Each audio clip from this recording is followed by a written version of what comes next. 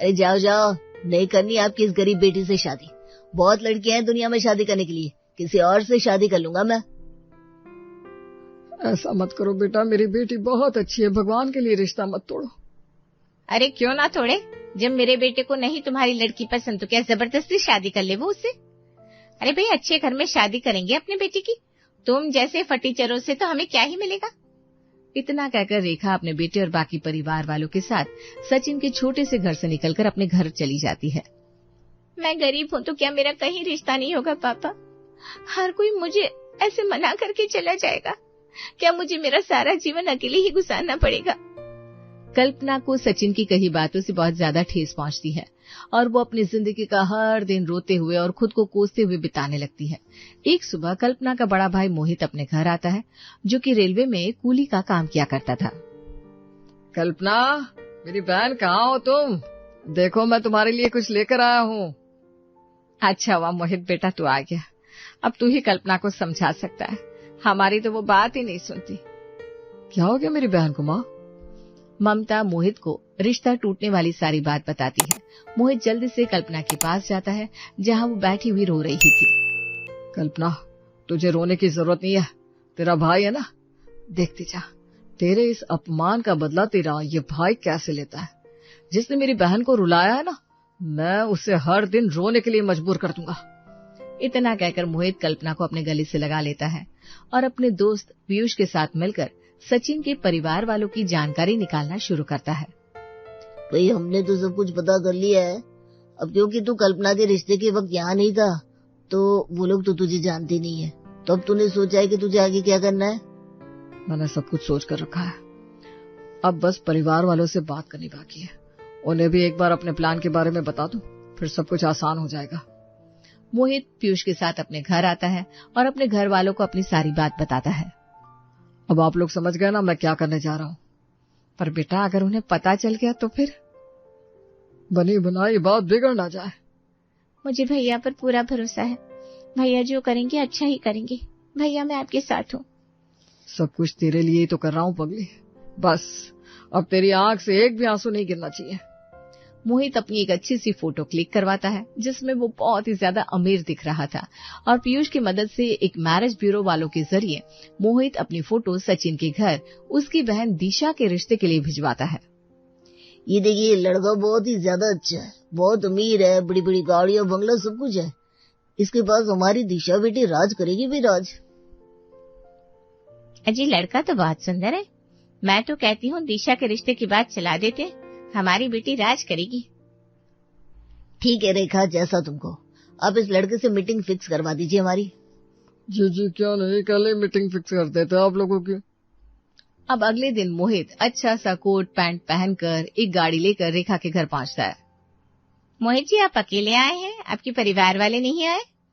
जी नहीं, वो हमारे बिजनेस से रिलेटेड कोई जरूरी काम था तो मेरे मम्मी पापा अवेलेबल नहीं हो पाएंगे, और वैसे भी शादी मुझे करनी है, अगर लड़की मुझे पसंद आएगी तो उनकी भी हाँ ही है।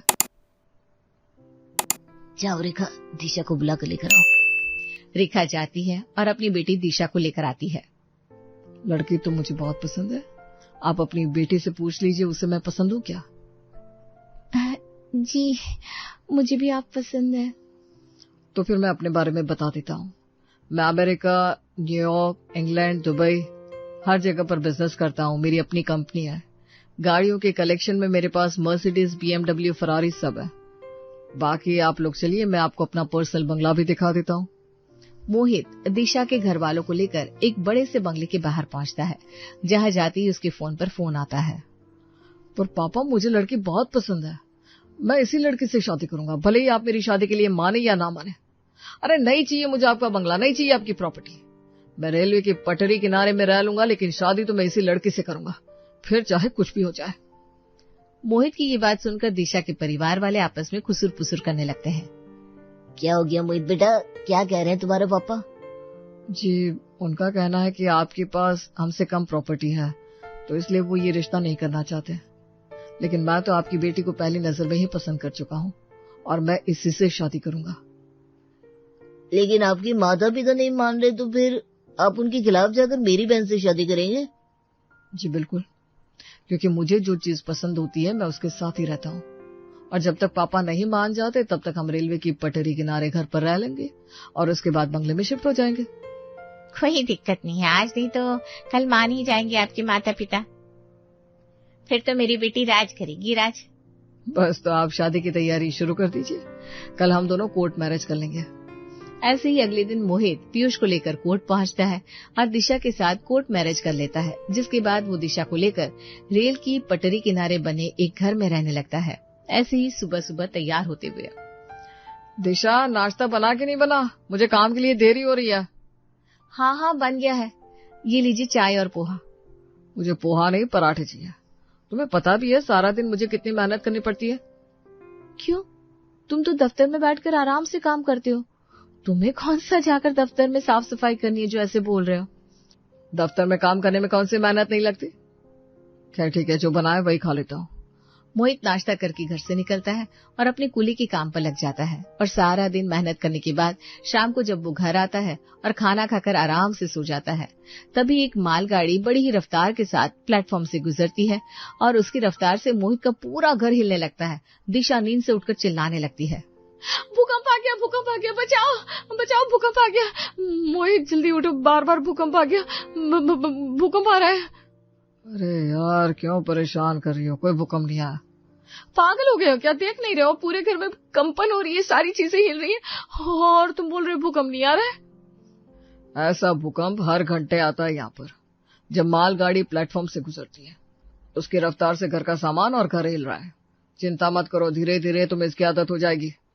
इतना कहकर चुपचाप आराम से चादर तान कर सो जाता है और बेचारी दिशा को रात भर ट्रेन की आवाज और कंपन की वजह से नींद ही नहीं आती। अगली सुबह अपनी बेटी से बात करने के लिए दिशा के माता पिता उसे वीडियो कॉल करते हैं। कैसे हैं आप मम्मी पापा, ठीक है ना? हम तो ठीक है बेटा, तू बता तू कैसी है? तेरा रेल पटरी पर ससुराल उसमें दिल लग रहा है कि नहीं बेटा? बस पूछो मत, मुझे तो ऐसा लग रहा है कि मैं सारा दिन बस ट्रेन में ही बैठी रहती हूँ। दिशा इतना बोल रही थी कि तभी प्लेटफॉर्म से हॉर्न बजाती हुई ट्रेन गुजरती है और उसकी आवाज इतनी ज्यादा तेज होती है कि दिशा को वीडियो कॉल पर किसी की भी कोई भी बात समझ में नहीं आती। हे भगवान, कितनी तेज आवाज आ रही है, मेरे तो वीडियो कॉल पर ही कान चीर गए। तू कैसे एडजस्ट कर रही है बेटा? बस पूछो मत माँ, मैं तो सारा दिन कान में रुई ठूस के रखती हूँ, फिर भी इतनी ज्यादा आवाज आती है कि क्या बताऊं। अरे जीजा जी को बोलो ना अपने पापा से बात करे और जल्दी से जल्दी बंगले में शिफ्ट हो जाए, फिर हम भी तुमसे मिलने के लिए आएंगे। शाम को तुम्हारे जीजा जी आएंगे ना तो मैं तुम्हारी बात करा दूंगी, खुद ही बोल देना उन्हें, मेरी तो वो सुनते ही नहीं है। इतना कहकर दिशा फोन काट देती है। शाम को जब मोहित घर आता है तो दिशा अपने परिवार वालों को फोन मिलाती है और आशीष मोहित से कहता है, अरे दामाद जी, आपके पिताजी माने कि नहीं माने? आपने उनसे बात की कि नहीं? अरे बात क्या करनी है, अभी तो मेरे पापा फॉरेन ट्रिप पर गया, अब वो फॉरेन से वापस आएंगे तभी तो मैं उनसे बात करूंगा ना। वो क्या है ना, मैं उन्हें काम के बीच में डिस्टर्ब नहीं कर सकता हूँ। पर मेरी बेटी कितना ज्यादा परेशान हो रही है, ये भी तो देखिए। आज तक उसने कभी इतनी गरीबी में दिन नहीं काटे जैसे दिन वो अब देख रही है। अरे कोई बात नहीं, थोड़े दिन की तंगी है, फिर तो आपकी बेटी नोटों के बिस्तर पर सोया करेगी ससुर जी, चिंता मत कीजिए। इतना कहकर मोहित फोन काट देता है। पता नहीं दामाद जी के पिता कब मानेंगे। आखिर कब तक हमारी बेटी को ऐसे रेलवे की पटरी वाले ससुराल पर रहना पड़ेगा? अजी चिंता मत कीजिए, सब कुछ ठीक हो जाएगा। जहाँ एक तरफ दिशा के घर वाले अपनी बेटी के लिए परेशान हो जाते हैं, वहीं दूसरी तरफ मोहित हर दिन मन लगाकर अपना कूली का काम कर रहा होता है और मेहनत से पैसे कमा रहा होता है। ऐसे ही एक दिन दिशा बाजार से एक नया कांच का ग्लास का सेट लेकर आती है। अब घर पर कोई मेहमान आएगा ना तो इन्हीं कांच के ग्लास में उनको पानी दूंगी, कितना खूबसूरत लगेगा। इतना कहकर दिशा इस कांच के ग्लास के डब्बे को बिस्तर पर रख देती है और खुद वॉशरूम चली जाती है और तभी एक एक्सप्रेस गाड़ी तेज रफ्तार से निकलती है और कांच के ग्लास का डब्बा कंपन की वजह से बिस्तर से नीचे गिर जाता है। सत्यानाश हो, ये क्या हो गया? अभी तो मैं एक ग्लास को निकालकर उसमें पानी का एक घूंट भी नहीं पी पाई थी और सारे के सारे ग्लास टूटकर चकनाचूर हो गए। इस रेलवे की पटरी के पास रहने वाले ससुराल में तो बस घाटा ही घाटा है। पता नहीं कब मेरे दिन अच्छे आएंगे। इतना कहकर दिशा वापस से साफ सफाई का काम शुरू कर देती है। ऐसे ही एक दिन दिशा के परिवार वाले उसके घर आते हैं। दामाद जी, आज तो आप अपने पापा से मेरी बात करवाई दीजिए। आखिर इतने टाइम से वो फॉरेन ट्रिप से वापस क्यों नहीं आ रहे? और नहीं तो क्या। अरे कब तक मेरी बेटी ऐसे रेलवे के पटरी वाले ससुराल में रहेगी? अरे आप मेरी बात समझ क्यों नहीं रहे हैं ससुर जी और सासू माँ? अगर मेरे पापा ने गलती से भी गुस्से में मुझे अपनी जायदाद से बेदखल कर दिया तो फिर हम कहाँ जाएंगे, ये भी तो सोचिए। जीजा जी की बात में पॉइंट है माँ पापा। अगर जीजा जी के हाथ कुछ नहीं आया तो फिर तो दीदी हमेशा के लिए इस पटरी वाले ससुराल में ही रह जाएगी।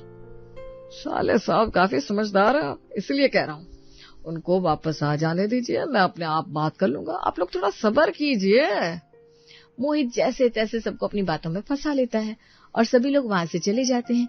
वक्त गुजरता चला जाता है और बार बार मोहित कोई ना कोई बहाना अपने ससुराल वालों को देता ही रहता है। ऐसे ही एक दिन सचिन को किसी जरूरी काम से मुंबई जाना होता है और उसे प्लेन की टिकट नहीं मिल रही थी।